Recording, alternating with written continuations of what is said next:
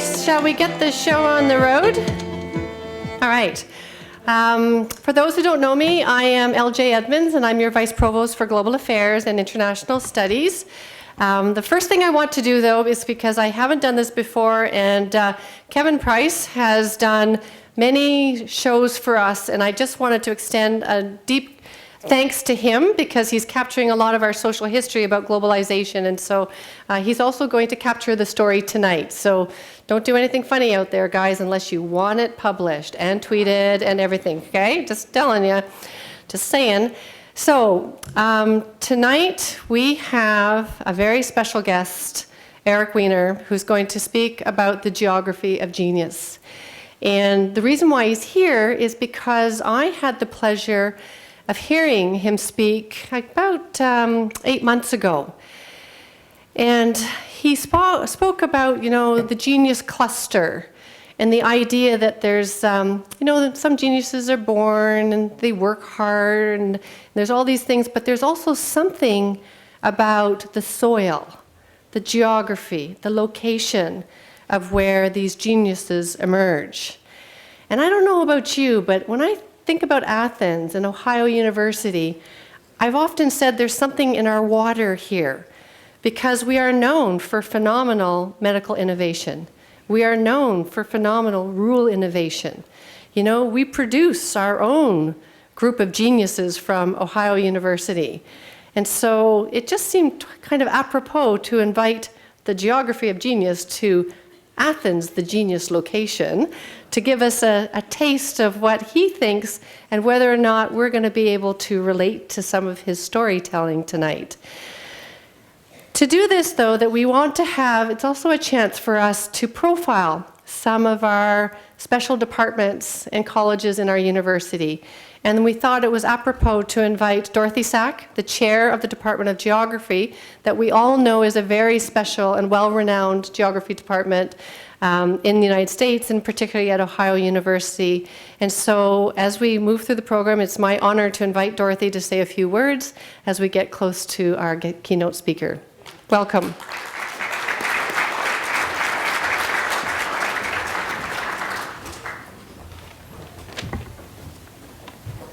Thank you, LJ. I'm very honored to be asked to be here tonight and to see so many students and faculty here, many geographers. Geography and international studies are very, very close, as you might suspect. We almost always have international students in our department, and Ohio University is very impressive to me for how welcoming it is and how encouraging it is for not only students from here to go abroad, but for students from other countries to come to OU, and how welcoming and supportive OU is for these international students. And so I'm very, very pleased to be here tonight to help celebrate and further that environment. I'm happy that geography is not dead, as part of the media for this evening's presentation alluded to, that geography, you might have thought geography was dead. Well, I'm here to tell you geography is not dead. It is very, very thriving, not only here at Ohio University, not only in the US, but across the world. So I would like to introduce, I'm going to introduce tonight the president of the International Student Union, who will then be introducing our speaker. But the International Student Union plays a very fundamental role at OU for helping students from other countries adjust to OU and to feel welcome and to feel like they are part of the Athens and the University community. It is a very integral part of this process. They are an umbrella organization. They oversee over 20 student organizations, international student organizations, and those organizations represent over 100 countries. They do a really fabulous job. They help promote cultural understanding as well as in activities, as well as helping our international students adjust to life in the US and in Athens and to feel so welcome. The president of the International Student Union is Carla Triana. Carla is a very impressive young lady. As a senior, she has already been president of the Latino Student Union, as well as currently president of the International Student Union. As president of the International Student Union, Carla oversees the budget, she oversees the leadership of the organization. She makes sure that she liaises with departments and administrative offices on campus and makes sure that everyone is doing what they can to support our international students. I should also say that this week is also Geography Awareness Week. So it's really nice that geography, with our strong ties to everything global, everything over the surface of the earth, and international studies is happening at the same time as these celebrations that the International Student Union is undergoing this week. So it is my great pleasure to introduce to you Carla Triana, President of the International Student Union.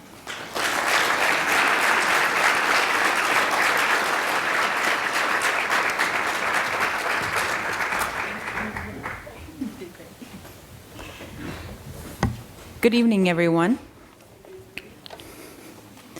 So, in this day of instant messaging and telecommunication, you might conclude that geography is dead, that place no longer matters. Not so, says Eric Weiner, a former National Public Radio NPR correspondent and the New York Times bestselling author of Geography of Genius and Geography of Bliss. He is also the recipient of several journalism awards, including the Angel Award for coverage of Islamic affairs in Asia. Eric, who has also reported from more than 30 nations covering some of the major international events of recent times, believes that place still matters, and in fact, matters more than ever. It shapes us in many important and unexpected ways. It affects our happiness, as well as our creative and spiritual lives. Weiner has traveled the world in search of the happiest places and what they can teach us about contentment. In his talk, he will explore 7 genius clusters from ancient Athens to Silicon Valley and ask, what was the water there and how can we bottle it? Join us for a talk that is sure to inform and inspire you to lead a happier, more creative lives. No passport required. Please join me in welcoming our International Education Week keynote speaker, Eric Weiner.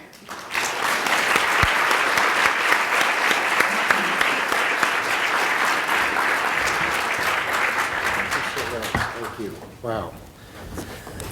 Thank you, Carla, and thank you, OU. So good evening and guten Abend to everyone here. I want to begin with a question, a very simple 3-word question. Dramatic pause. Very important. Where are you? Where are you? Now, you're probably thinking, that's kind of a stupid question. I'm here in Baker Center on the OU campus in Athens, Ohio, listening to some idiot up there ask me where I am. And you're probably, though, on some level, subconscious we'll call it, thinking maybe that's an outdated question. It's, so 2012.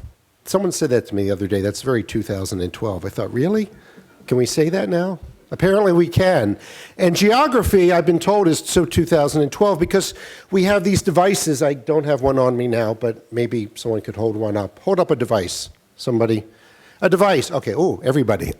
With these devices, or so we are told, we can be anywhere. It doesn't matter where we are.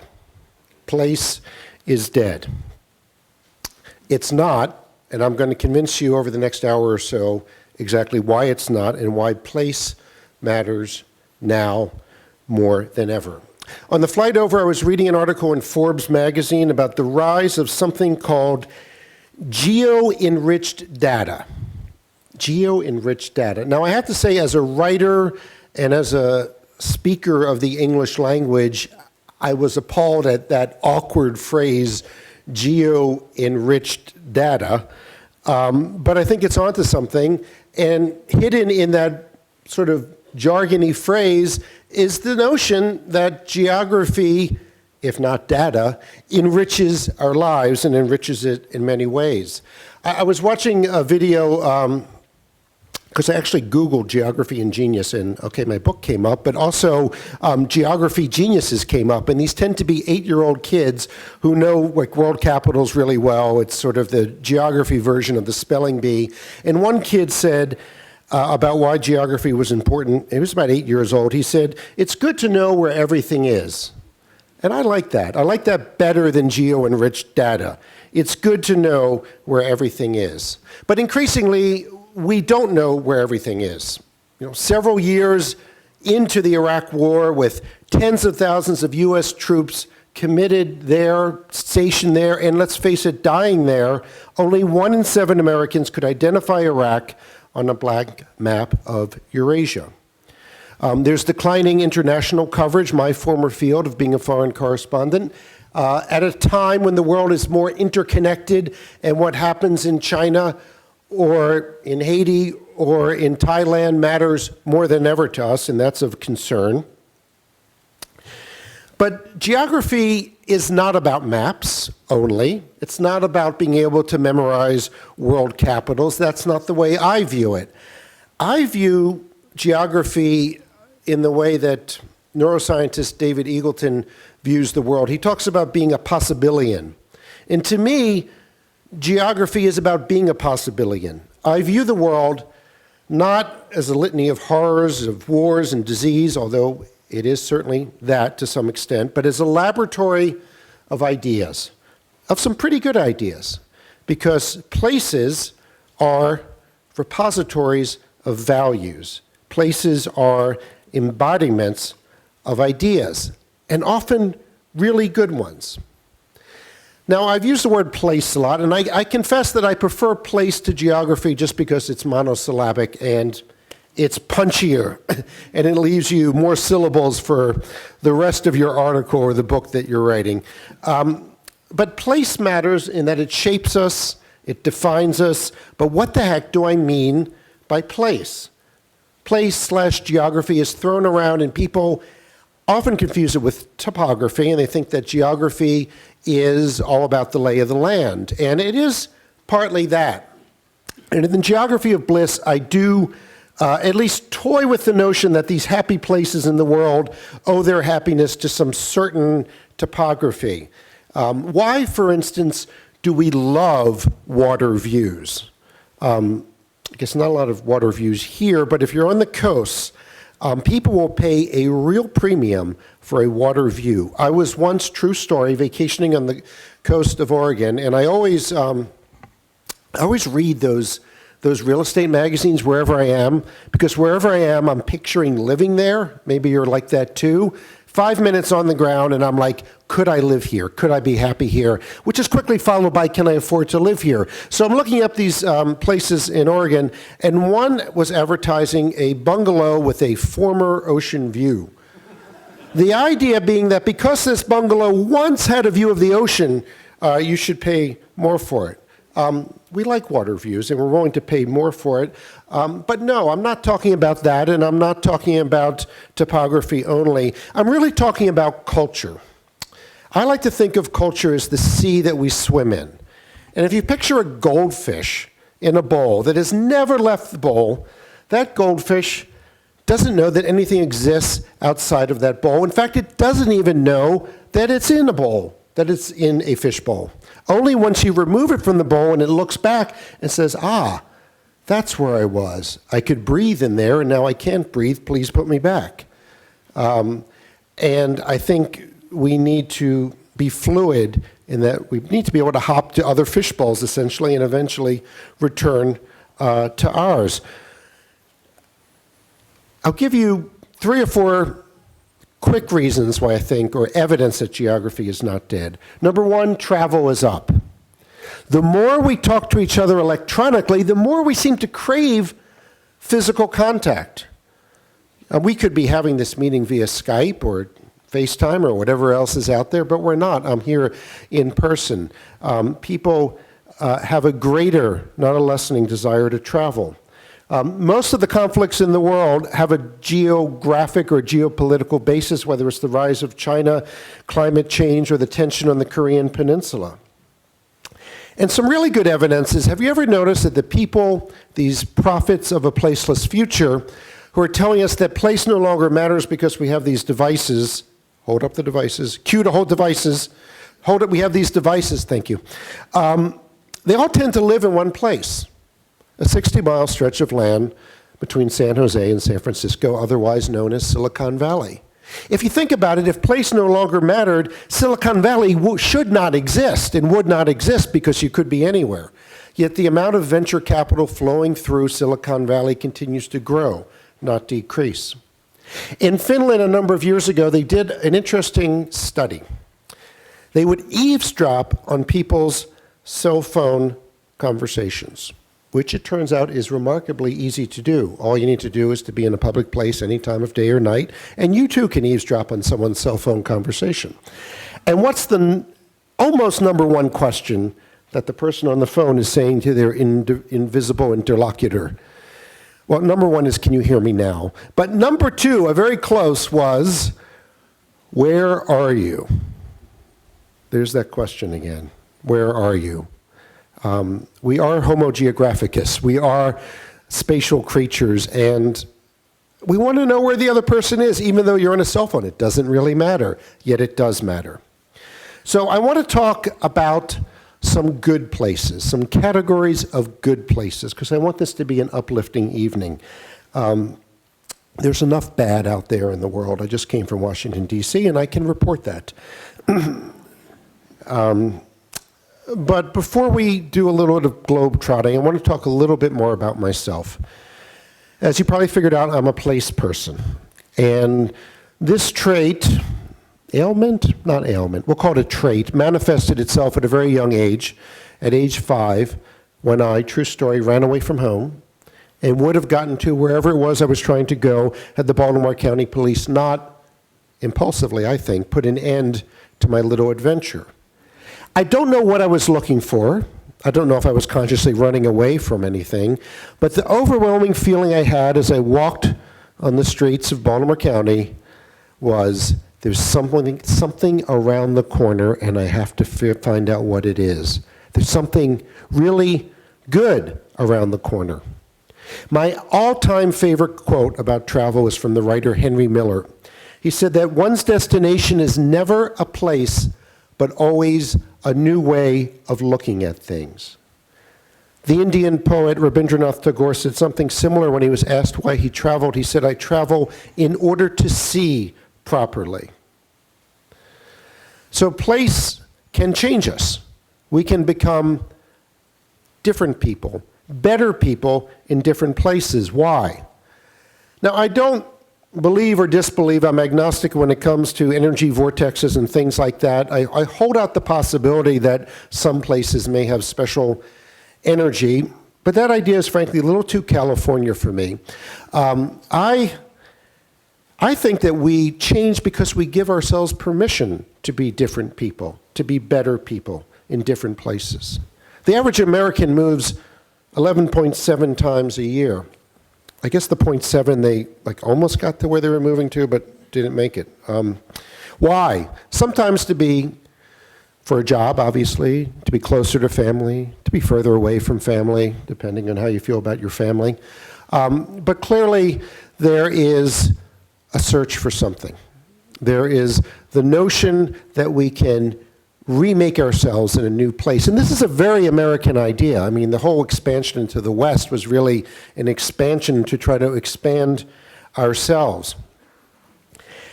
And this wanderlust that I had, this placeness, if I can call it that, led me naturally to journalism and particularly to being a foreign correspondent.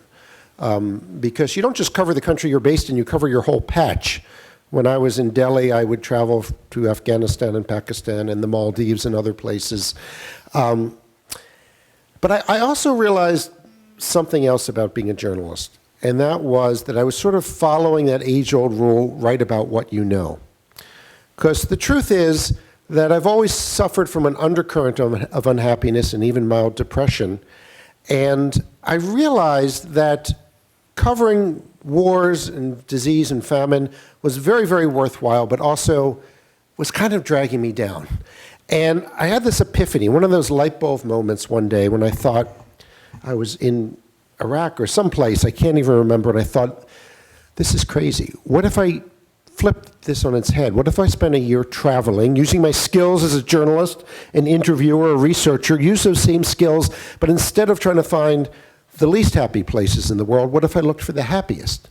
And then I had a second epiphany, and that was, what if I got NPR to pay me to travel around the world for a year looking for these happy places? And that was shot down because that's not what journalists do. We tend to focus on quote-unquote bad places. I want to talk a bit about good places and specific kinds of good places. First is old places. Old places are good. We love old places.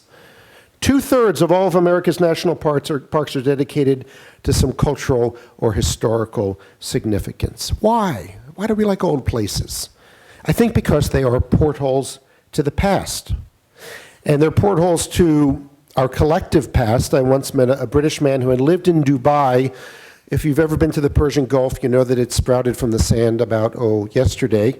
And he found it just sort of very temporary and tenuous. And he told me that, he said, Eric, when I get home to London, it just feels so solid. I feel like the buildings go 6 stories underground. So there's that collective connectedness to our past. And there's also that personal connectedness. Have you ever gone back to your hometown and you immediately seek out your own personal landmarks? That's where I first rode my bike. That's where I had my first kiss. That's where I first fell down on my bike. That's where, whatever. And if those places are gone, it's very disconcerting. But it used to be here, and now it's a shopping mall. Or it used to be a shopping mall, and now it's not. We feel very discombobulated when that happens. The history of a place changes it. When Niels Bohr, the physicist, was visiting Kronborg Castle in Denmark, he had this to say. None of this, the place, should be changed by the fact that Hamlet lived here, and yet it changed completely. Suddenly the walls and the ramparts speak a quite different language. The courtyard becomes an entire world. A dark corner reminds us of the darkness of the human soul, and we hear Hamlet's to be or not to be. Or Chief Seattle, trying to explain to the white man the connection that he and his tribe felt to their land, put it this way. Every part of this country is sacred to my people. Every hillside, every valley, every plain and grove has been hallowed by some fond memory or some sad experience of my tribe. Even the rocks that seem to lie dumb thrill with memories of past events connected with the fate of my people. And the very dust under your feet responds more lovingly to our footsteps than to yours. Place matters. Old places, another kind of place. Third places. Are people familiar with this term? Third places are, as the name might imply, not first place home and not second place work, but a third place, a kind of neutral place. If you're old enough to remember the show Cheers and the bar there where everyone knew your name and was always glad you came, then that would be a classic example of a third place. Libraries are good third places, bookstores, public squares. They have certain characteristics. They tend to be free or inexpensive. They're accessible, usually within walking distance. There's a focus on conversation. And as I traveled around the world looking for the most creative places that fostered conversation featured prominently. Whether it's in Athens, the other Athens, no, not Athens, Georgia, the other Athens, where they had the symposia, where they would converse, or in Calcutta in West Bengal, where they have something called an adda, which is a particular kind of meandering conversation, which I just love, conversation is given pride of place. They're also neutral ground. Third places are places where people of different backgrounds are welcome and intermixing. They have a playful quality. One scholar just said third places are temporary worlds within the ordinary world. Temporary worlds within the ordinary world. They're frequented by regulars, but newcomers are welcome as well. Third places. Thin places. This is a wonderful old Celtic expression. Predates Christianity, actually. And a thin place is a place where the distance between heaven and earth is typically 3 feet, they say, but in thin places it's reduced even more. And I wrote about thin places in the New York Times, and I want to share just a little bit of that about what makes a place thin. It's easier to say what a thin place is not. A thin place is not necessarily a tranquil place, or a fun one, or even a beautiful one, though it may be all those things. Disney World is not a thin place, nor is Cancun. Thin places relax us, yes, but they also transform us, or more accurately, unmask us. In thin places, we become our more essential selves. And maybe you've had an experience like that. Thin places might be sacred, like St. Peter's Basilica in Vatican City, or the Blue Mosque in Istanbul, or a Gurdwara Sikh temple that I love in Delhi. But they might be secular as well. It might be a bookstore, but it's got to be a special bookstore.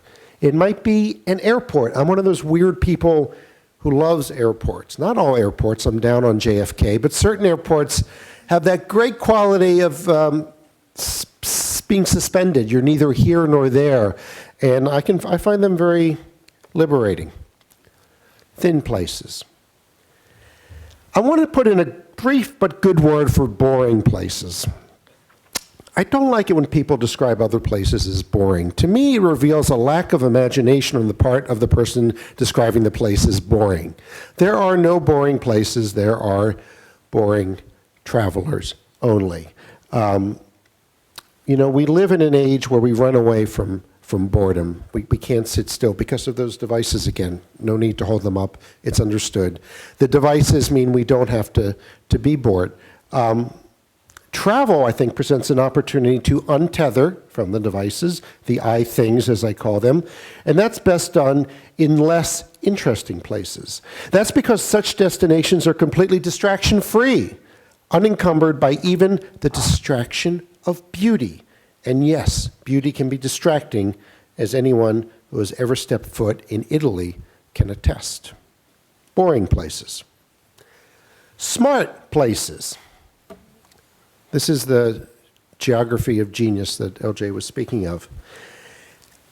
And it's not something we normally equate with places. We think of smart people. When you think of a genius, I suppose Einstein or maybe Leonardo da Vinci come to mind, but probably not a place. But why is that? Well, there are a lot of myths surrounding the question of where genius comes from. And myth number one is that geniuses are born.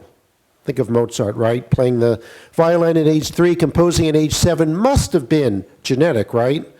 Of course, that ignores the fact that he was born into a very musical time, 18th century, very musical place, Salzburg in Austria, and into a very musical family. His father, for God's sake, was the premier violin instructor in Europe at the time. I have a theory, and it's really just my theory about this, about why we're so attached to the genius is born myth. It's because it lets us off the hook, right? Have you ever said to yourself, I'd like to learn Italian or French, but I'm just not good with languages. I'd like to play the guitar or saxophone, but I just don't have a musical ear. We tell ourselves these stories because then we don't have to try. Genius is born, myth number one. Myth number two, genius is made. Are you familiar with the 10,000-hour rule? This notion that you have to put in at least 10,000 hours of work to achieve mastery, if not genius. Yeah, hard work matters. And yes, genetics is important. But there are plenty of hardworking people with good genes in North Korea right now, and not a lot of genius is coming out. Why? Not the right place. Not the right soil. I like that analogy because what if genius is not born or made? What if it's grown? So think of an apple tree. What do you need? You need the seed, that's the genetics. No seed, no apple tree. You need the hard work, you need to water it. Don't do that, no apple tree. But you can't grow an apple tree in concrete. You need the right soil, and I think we've often overlooked that. In fact, if you were to plot the appearance of geniuses across time and around the world, you'd notice something interesting. You wouldn't see a random genius popping up, one in La Paz, one in Moscow, one in Columbus. I don't know why I said Columbus, but wherever. You see them in groupings, what I call genius clusters. Certain places at certain times have produced an inordinate number of brilliant minds and good ideas. And it's certainly not limited to the West. Yes, the other Athens, and Florence, and Edinburgh, Scotland, but also Hangzhou, China in the 12th and 13th centuries, and Calcutta during what was known as the Bengal Renaissance in the late 19th, early 20th centuries. And so I did set out around the world, traveling back in time to these places, looking for those portholes. As one British writer said, the past is a foreign country. They do things differently there. I like that. And that's what I attempted to do. And so what was in the water in these places, and can we bottle it? Well, it turns out they have a few things in common. Number one, and it's pretty obvious, is with very few exceptions, they were cities. So the old African proverb, it takes a village to raise a child. Well, it takes a city to make a genius. Not necessarily to raise the genius, because many geniuses were born out in the countryside, but their geniusing, if that's a word, almost always takes place in a city. For two reasons. One, I think that's where the recognition is, right? I do believe that genius is largely a social verdict. We decide who is a genius, and you need to have people voting. But the second reason is what's known as interaction opportunities.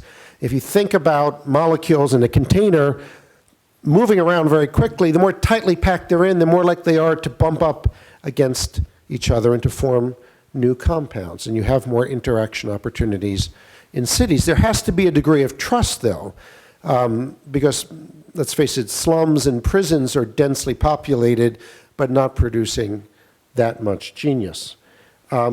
Many were cities, but not necessarily big cities. They ranged in size from maybe 50,000 people in Edinburgh during the Scottish Enlightenment to 4 million in Vienna. They don't last very long. They're very fragile things, like one of those compounds, I forget which one in the periodic table of elements, that's so fragile it lasts like 7 seconds and it's gone. Poof. So we're going to save time for questions, but I want to just quickly talk about a few of these places and what I learned about the geography of genius, and also the genius of geography. Let's start with Athens. Do I have to say the other Athens, or can I just say Athens? Just say Athens. Okay. It is and was unexpected. We look back now and say, of course, Athens. But at the time, it was not the biggest of the hundreds of Greek city-states. It wasn't necessarily the wealthiest or the most powerful. Sparta was. So it had this unexpected quality. And a lot of these genius clusters are like that. They're not obvious choices. They have something to push against. The land is arid. You have to get creative. They had, as I mentioned earlier, this, I want to say emphasis on conversation, but it's more than that. It's a love of conversation, and conversation for its own sake, not conversation with an agenda. Because conversation with an agenda, in my mind, is not a real conversation. And they had third places, like the Agora, which was the real heart of Athenian genius, I think. The Acropolis is the most visible, and it's where all the tourists head today. But the Agora was where people met. It was the messy marketplace where people would exchange goods and exchange ideas. And they walked a lot. And this is not inconsequential. Good ideas come from walking. Aristotle founded a school of philosophy, the Peripatetic school, where they walked and talked. He wouldn't understand why I was just standing here talking to a bunch of people sitting. Why aren't we walking? Charles Dickens would walk 12, 13 miles through the streets of London in the middle of the night, turning over the plot of one of his novels. And I want to get in this plug for one of Leipzig University's most famous graduates, Nietzsche, who said, and I quote, "All truly great thoughts are conceived through walking." And not that Nietzsche needs any validation, but Stanford, well, they did validate him when they did a study there recently and found that when you take two groups of people, one you put out there walking, and it doesn't really matter, interestingly, whether they were on a treadmill or outside walking in nature, and the other group sitting still, and then you give them a creative thinking exam, it's the walking group that did better on the exam and saw a greater boost than the ones who were sitting still. So walking, talking. Also, the Athenians had this one trait, both as a individually and I think as a group, that psychologists have now identified as the sort of non-negotiable trait for creativity. And it sounds incredibly simple. It's openness to experience. You have to be open to experience. And in Athens, this manifested itself in sailing. They sailed, and you know what? They went out to Mesopotamia and to Egypt, and they borrowed, or if you're less generous, stole ideas from elsewhere. So one of the great secrets of the ancient Greeks and a lot of creative places is they are moochers, incredible moochers. Even Silicon Valley today, especially Silicon Valley today. The MP3 player, the cell phone, venture capital, none of these were invented in Silicon Valley. They were perfected there, and perfection is its own form of creativity. Fast forward a few hundred years to Florence, and in Florence, I think the lesson there is the role of invisible helpers. All these creative places have people behind the scenes, patrons. And of course, in Florence, it was the Medicis. And around 1500, roughly, it was one Medici in particular, Lorenzo the Magnificent. That's what he went by. I don't know if it was on his business card, but, you know, that's what he called himself. And one day he's hanging out there in the Medici Gardens, which is a kind of third place open to the public, and sees this 14-year-old kid hammering away at a statue of some Roman deity, and it's pretty good. In fact, it's very good for a 14-year-old kid. And Lorenzo says, "Kid, that's good, except, you know, you're making an older statue of an older," it was called a faun, a sort of deer-like animal, but its teeth are perfect. But when you get old like me, you know, your teeth decay." And Lorenzo walks away, didn't think anything of it, comes back the next day and notices that the kid has put in essentially gum decay into the statue. And Lorenzo's like, "Wow," and says in so many words, "Kid, you've got talent." And then he makes a bet. He makes an investment. He says, "Kid, come live with me. I'm going to give you the best teachers in the land, the best material." It was a gamble, but it was a gamble that paid off, because today, as you may know, that kid is known by his first name, Michelangelo. So who was the genius? Today we know Michelangelo or Leonardo as the geniuses, but maybe it was Lorenzo the Magnificent. Or maybe it was the city of Florence. So we're going to speed this up because I want to get to your questions. Quickly, Vienna, 1900, explosion in population and a lot of immigrants. And one of them is a young Jewish boy from Moravia named Sigmund Freud. And it turns out that a disproportionate number of geniuses were immigrants and or refugees. Einstein, Marie Curie, Victor Hugo, Freud, and many, many others. And however you feel about the issue politically, I'm here to tell you that immigration is good for us creatively. And it was a year or two ago, 6 out of 7 of the US Nobel Prize winners were born outside the US. Only Bob Dylan was the one born here, I believe. What is it about immigrants that makes them more likely to be creative geniuses? Well, you know, the conventional wisdom is sort of that they work harder, right?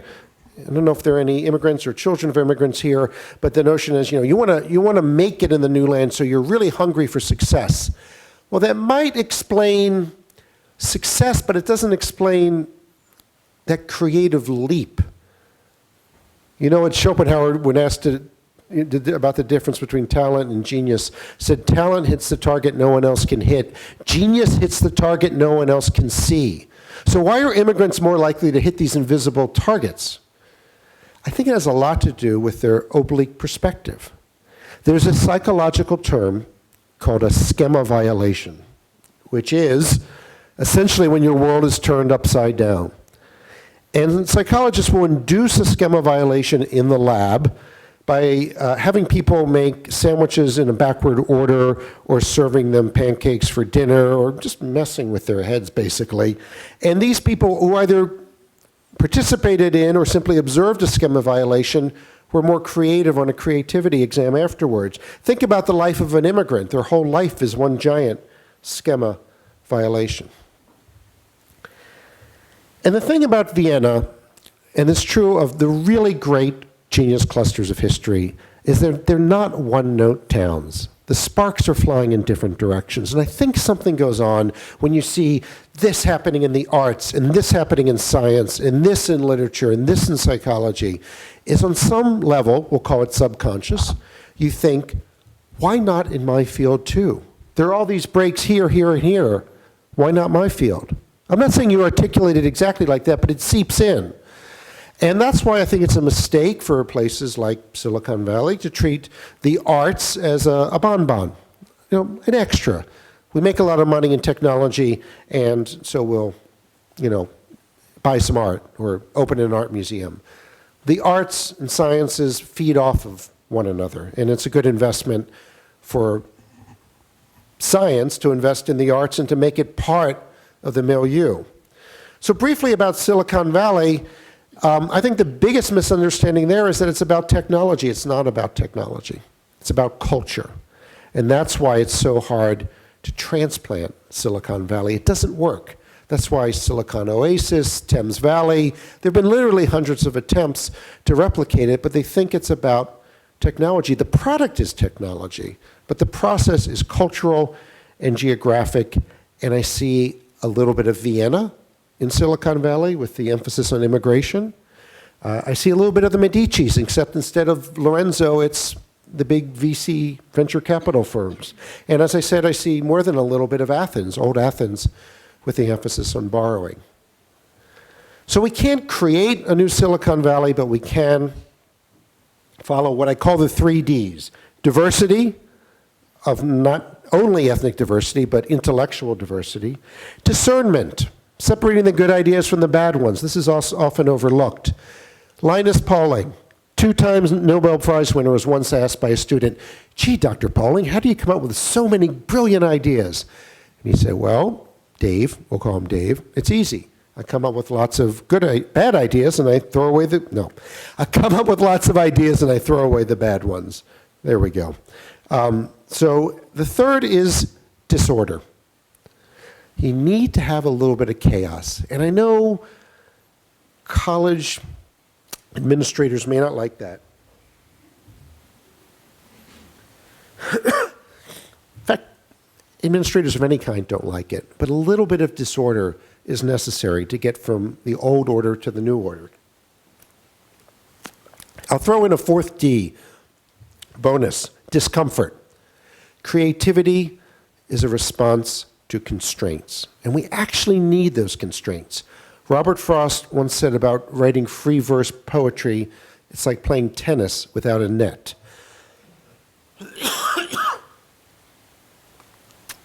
I'm so glad this is not live television. So I don't have much time to talk about happiness, other than to say that like genius, it's not spread around the world evenly. It's kind of like oil. Some places are awash in it, others are not. And there are lessons that we can learn from each of these places. From, excuse me.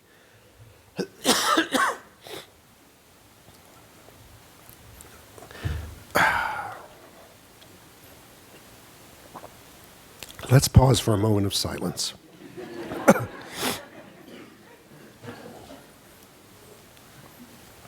Okay, real briefly, I just feel like I can't be up here and not talk about Bhutan, because I love Bhutan. I love the fact that Bhutan started a policy of gross national happiness. Who's heard of that? Okay. It was Robert Kennedy years ago actually summed it up very well. The problem with gross national product or gross domestic product is that, and these are Kennedy's words, it doesn't measure the beauty of our poetry or the strength of our marriages or the intelligence of our public debates. GDP measures everything except that which makes life worthwhile. The Bhutanese said this has to change. And the big misunderstanding about it is the Bhutanese didn't say, hey, we're the happiest place in the world. They're not. And they never said they were. It's like changing the rules a bit and moving the goalpost in the soccer field, and everyone says, oh, now you think you're the best soccer player. No, we're just changing the rules for everyone. And I think it's a brilliant idea. And I met an amazing man in Bhutan named Karma. And whenever you meet a man named Karma, let me tell you, it's a good day. It means you did something right in a previous lifetime. That's what I believe. And he said to me, something I'll never forget. He said, Eric, I don't understand that you Americans are always talking about your personal happiness. And I'm like, yeah? He's like, well, but happiness isn't personal. Happiness is 100% relational, he said. And I thought he was exaggerating. Not 100%, maybe 52, 60, I don't know. The more I traveled, the more I researched the book, the more I realized that Karma meant exactly what he said. That our happiness is a function of the quality and quantity of our relationships. Our relationship with our colleagues, with our family, with our friends, with the barista who makes your double latte macchiato thingy every morning. It's a different way of looking at happiness, and one that we Americans, frankly, are not very good at. In Thailand, I learned something that I think might be relevant to this audience. This notion of mai pen rai, or never mind, just let it go, I think is very refreshing. And they have another expression that translates to you think too much. And actually, in Thailand, excessive thinking is seen as a sign of mental illness, which would make many people in this room just severely ill, if you think about it. And in fact, there was an interesting study done by Jonathan Schooler and some other psychologists where they took 3 groups of people and had them listen to the same piece of classical music, Stravinsky's Rite of Spring. And one group was told to listen to the music and try to be as happy and just immersed in pleasure as you can while you listen to it. And the other group was told to listen to it and just monitor your happiness. And the third group was told, just listen to the music. And it was the third group that showed the greatest boost in what's known as subjective well-being after listening to the music, because they weren't thinking too much. So I want to leave you with, before we go to your questions, and I do hope you have questions, with a kind of call to action. I think it's important to go out there and travel in a certain way, to travel without expectations. I know in college you're told to read up about a place before you visit it, and that's certainly important, but you need to leave some space for ignorance, which I actually think is a good thing in small doses, and some space for surprise, to be surprised by a place, to have that openness to experience. My philosophy of travel is to be a loiterer, to spend at least 20 to 30% more time in a place than you think. Unless it's a boring place, then you should spend 70% more time there to really get to know it. Do not stay in 5-star hotels. Maybe for the undergrads here, that's not really an issue. But they're the worst way to get to know a country because they just build a giant moat between you and the place. No, literally. They're like, don't need to go out there. Stay in here. It's comfortable here. So don't stay in 5-star hotels. And I want to leave you with the words of a man smarter than me, and that is Plato. He predates Twitter, I think. Yeah. But this would fit really nicely in the old 140-character Twitter limit. What is honored in a country will be cultivated there. What is honored in a country will be cultivated there. And I put it as the epigraph for my Geography of Genius book. And what I don't tell people is you don't really need to read the book. You just need to read that because it kind of says it all. And like all really great expressions, it seems so obvious.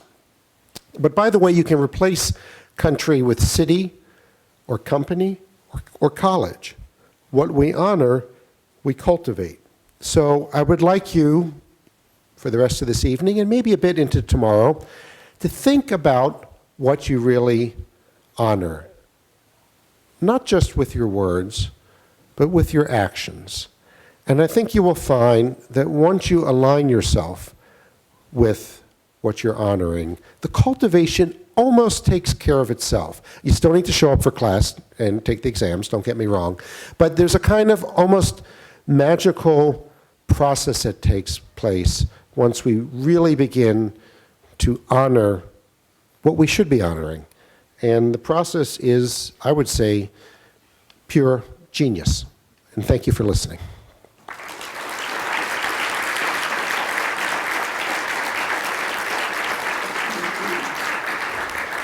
And questions. I was told there would be questions. Okay, so let me just help you out here for a second.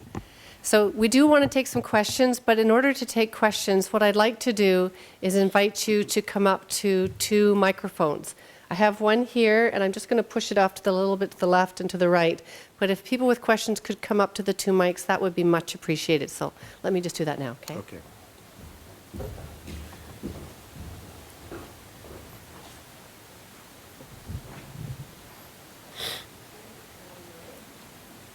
Test. Yeah, it's on. You've got to have questions. You've got to have questions. I was told this is an inquisitive group. Don't make liars of these people. Testing, and this works. A brave volunteer. Woo! Hello, how are you today? I'm okay. How are you? I'm doing well. Okay. And do you have any other questions or just that? Mr. Weiner, I was wondering, so far in your career, what has been the number one thing that has made you successful? Did someone make you ask that question? No.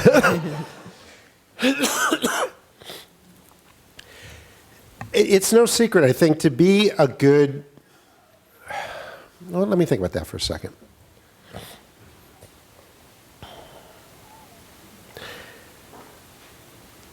I withhold judgment, I think, more than most people. I'm willing to be a possibilian and to consider that places that I have ideas about may not be that way. And even ideas that I hold may be wrong. So you can call it indecisiveness, but I like to think of it as intellectual flexibility. I withhold judgment about people and places would be one thing. And the second is just curiosity. So I often have some students come up to me and say they want to be a writer, they want to be a journalist, do they need to have, like, they actually say, do they need to be good spellers? But that's totally not true. I'm a terrible speller. A lot of writers are. The one thing you need is curiosity. And I think I am deeply curious. And I'm willing to follow that curiosity into some unexpected nooks and crannies. And I think that's why. In addition to my really thick, full head of hair, that served me well, too. I get a lot of compliments. Thank you. So, good evening. So may I ask, in a place that's resource rare, let's say, for example, rural Appalachia, where would you... Sorry, where's that place? Rural Appalachia. Okay. Appalachia. How would you recommend trying to nurture the environment that will help foster the development of geniuses? Well, first of all, research rare, let's talk about that for a second. So there's something known as the curse of oil, the oil curse. And it's the notion that countries rich in natural resources, let's call it what it is, oil, in our time and place at least, like Saudi Arabia and Kuwait and others, are actually at a disadvantage when it comes to creativity and innovation because, again, they don't have that constraint to be innovative. So I don't think being resource rare is necessarily a bad thing, but you also need the confidence that and the gumption really to stand up and be counted. And one place I looked at that it was just oozing gumption was Edinburgh in Scotland in the 18th century. It was described by one writer as poor, dirty, quarrelsome, and drunk. You know, that was the city of 40,000 people. And yet they created the Enlightenment in many ways in the US. And so you have to have gumption, and I mean, it just, I don't want to like just mouth cliches, but you have to give your imagination free rein. What do you think are the problems in rural Appalachia? Help me out here a little bit. So actually, I'll follow up with sort of Yeah. an afterthought to that. I've lived outside of the U.S. also. One of the countries is Israel, where it's called now the startup nation. So there's a lot of industry going on, intellectual industry going on, especially in computer-based technology. Right. And I think that came out of a need to try and develop something that was going to be something that they could be stars in. Right. It's know. really hard to be a star diplomat Right. from Israel Yeah. because you're working under constraints, so you work Right. with what you have. I mean, I think it was Brian Eno said about the electric guitar, it's a really dumb instrument, but it does a few things very well. And then you channel, it's like channeling all this creative energy into that one area. Right. So now let's take this rural Appalachia, for example, where perhaps there aren't the intellectual resources that perhaps might be as accessible. I come from the healthcare perspective, okay? So it's very healthcare poor, for example. We don't have enough healthcare providers in this area. So how do we make sure that we're meeting the needs of the people and helping the people be able to nurture in themselves a growth that will happen? Right. I don't have a definitive answer, but I will point to, back in a long time ago, as a correspondent for NPR, I went to Bangladesh. And I'd heard about this bank that was doing some interesting things with microloans, microcredit, mainly to women, actually, because apparently they pay their loans back and don't just drink it. No, that's what he told me. And his name was Muhammad Yunus, and the bank is the Grameen Bank, and he went on to win the Nobel Prize for that. You probably heard of it. Now, he started that in rural Bangladesh, and it was an innovative idea. So, I mean, if they can do it in Bangladesh, you can do it in rural Appalachia. Right. Yeah. Oh, I mean, I believe, for example, Ohio University is positioned very well. It's historically the first land grant institution set up by the Continental Congress, sort of as part of the idea of westward expansion and Right. and the gateway to opening to pioneering and moving broader. Right. So I think that really places us at a very important spot. But it would be nice, how do we try and nurture that within this region where there are so many issues facing the population on a survival level? And what would you recommend? Bring people together, have a conversation, have the conversation as freewheeling as possible, and then throw away the bad ideas. I mean, Nate, give me one problem that the rural Appalachia is facing. Opioid epidemic. Okay. I mean, is there, and again, I don't, if I knew what the solution was, I would come here and implement it, but is there a Grameen Bank sort of solution to the opioid epidemic in rural Appalachia? Is there, find out who is not being listened to. And the people in Bangladesh who are not being listened to were the women about what they needed. All loans would go to men typically. But the women were actually the ones running these businesses, even if it was in their husband's name. And Muhammad Yunus listened to them. So again, I can't give you a definitive like the opioid epidemic can be solved through X, Y, and Z, but listen to who's not being listened to and empower them. And think small. I mean, microcredit is small. I think all these places of genius, even if they were huge like Vienna, they took place in one lab or in one coffee shop. So listen to who's not being listened to, think small, have gumption. Thank you. You're welcome. Hi. Hi. I was just curious if you had any recommendations on when we're on a college campus for faculty and students to find thin places and to find third places while we're here at Ohio University. Well, you probably have plenty of third places, or do you? Where do you go? Wait, get back up there. When you want to just go and you don't want to be, do you live in a dorm? I'm a senior. I live on campus. So do you have a roommate? I have 4 roommates. Okay, so when you don't want to be hanging with your 4 roommates, and you don't want to be in the classroom or in the library, where do you go?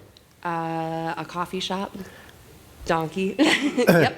Yeah, a good third place. Try walking some more before it gets too cold. Thin places are,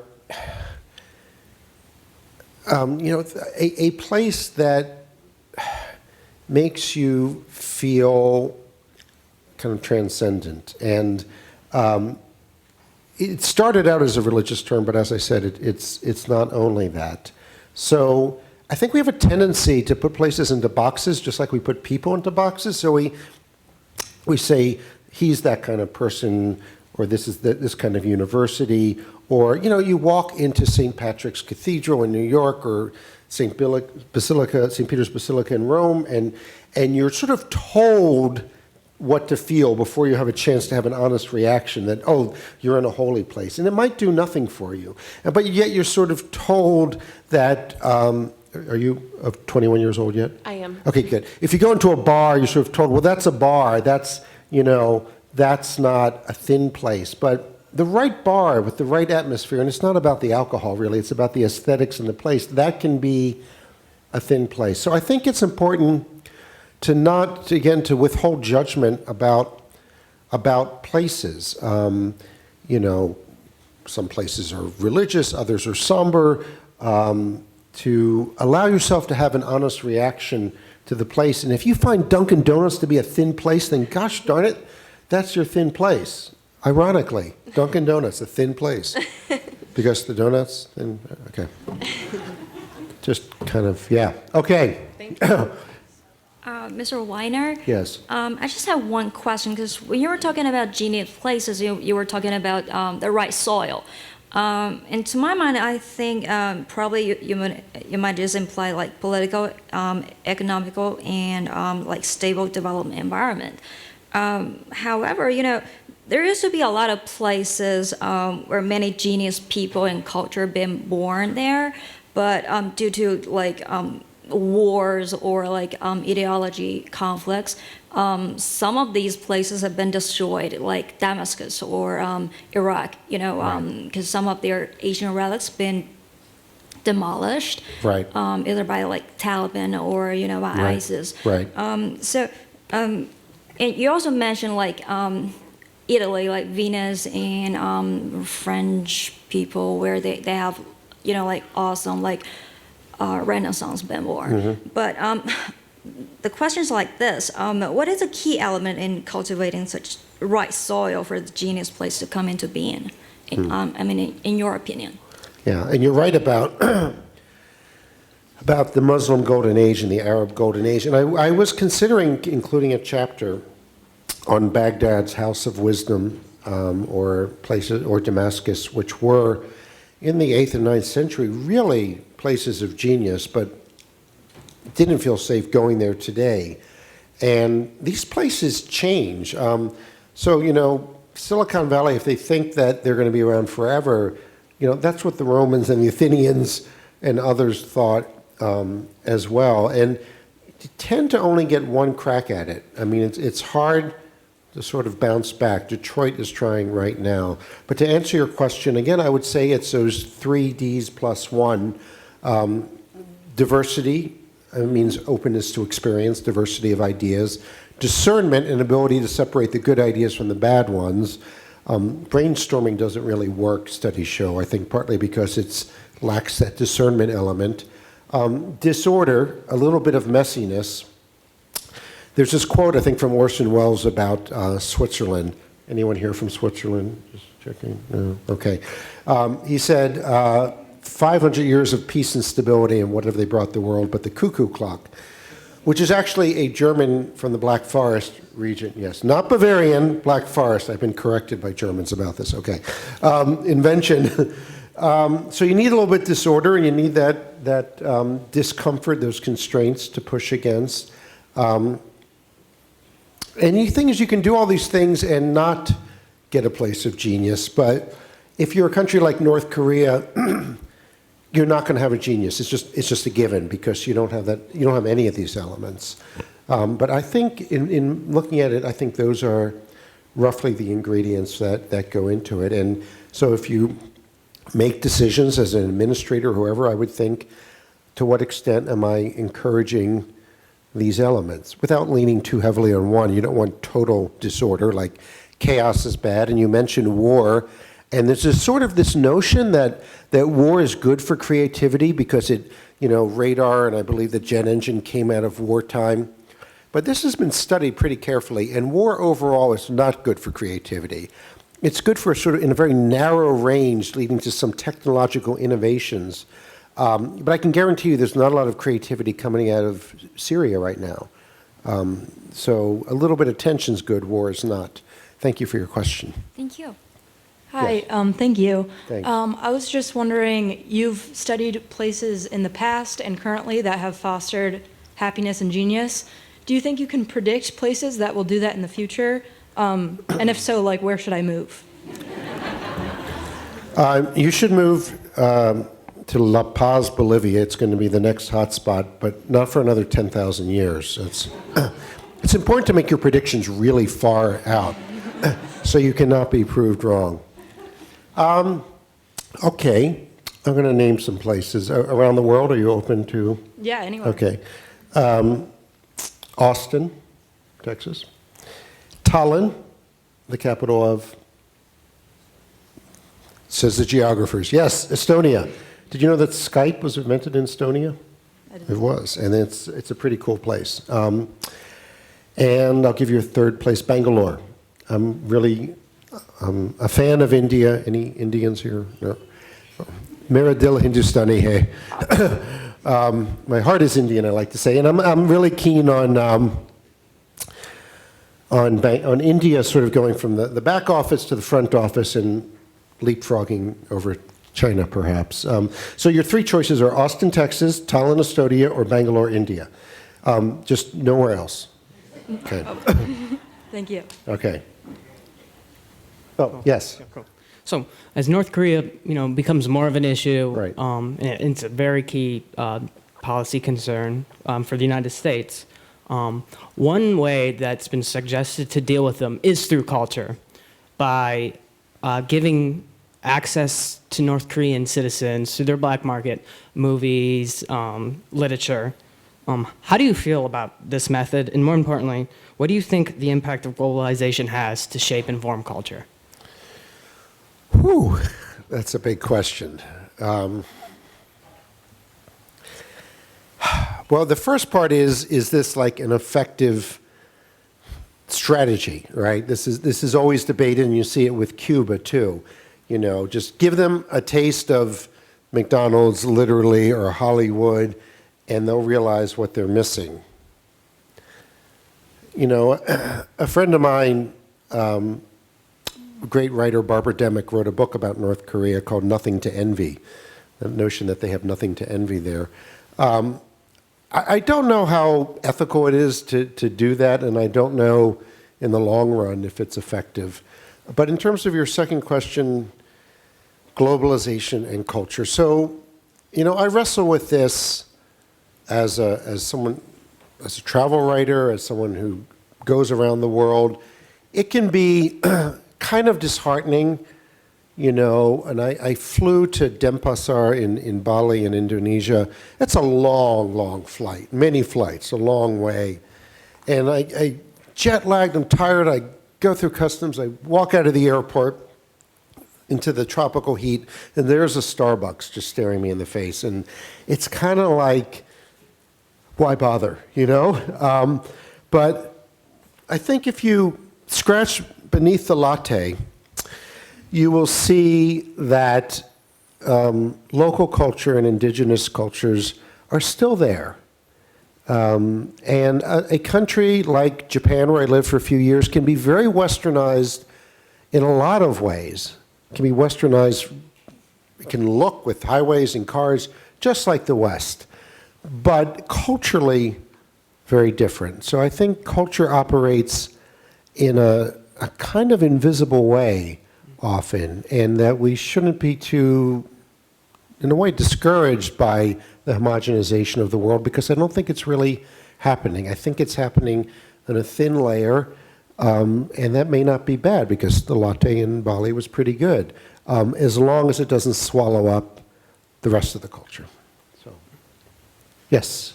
So kind of going off of this question about like where's the future, where are we going to be the happiest?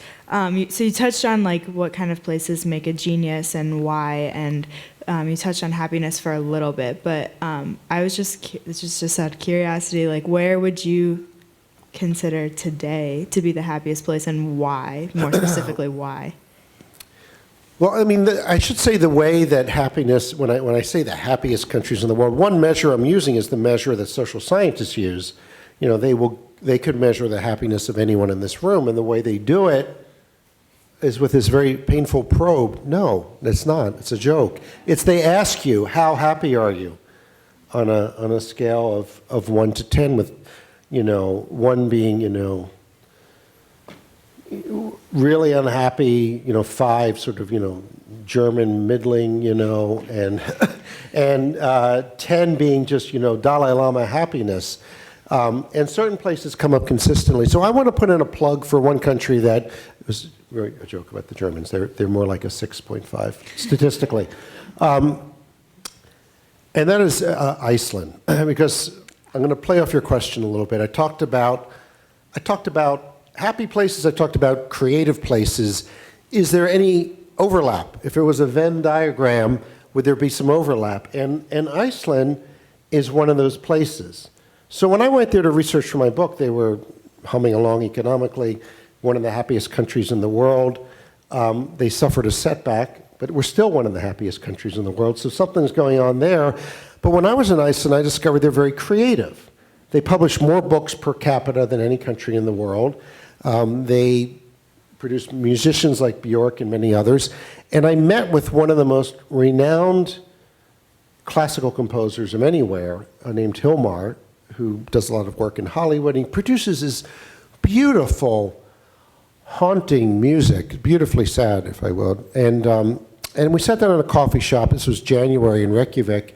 It's pitch dark outside, of course, because that's the way it is in Reykjavik in January.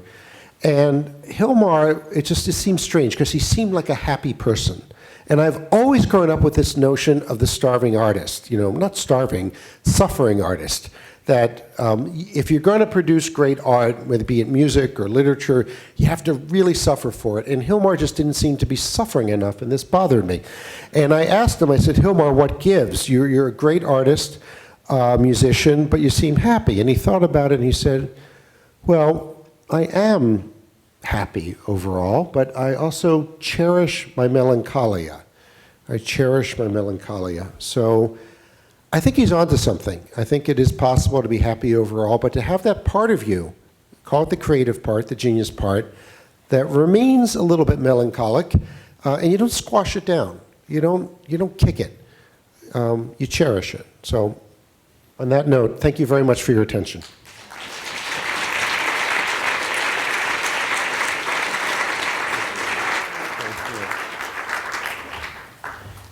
The expression on that happy note. Thank you, Eric. I was just reflecting on what I started to say when I began the conversation about what Eric was going to say.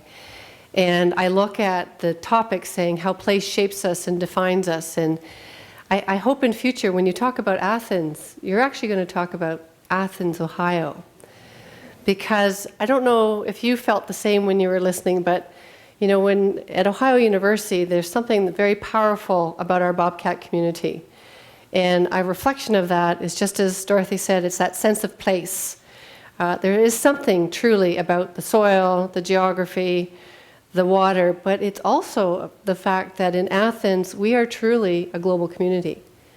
And I think we do bring that discovery, that distinction, that diversity, that discernment, that questioning, that curiosity, because as a community, we've really embraced many nations, one family. Ohio and Appalachia has been a term that our International Student Union has coined sometimes to reflect us. And I think you heard a lot about Athens, Ohio, not only Athens, Greece tonight. So thank you again for a wonderful presentation and for taking phenomenal questions, honestly.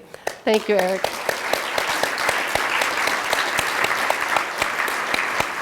And happy International Education Week to all the geniuses in the room. Good evening.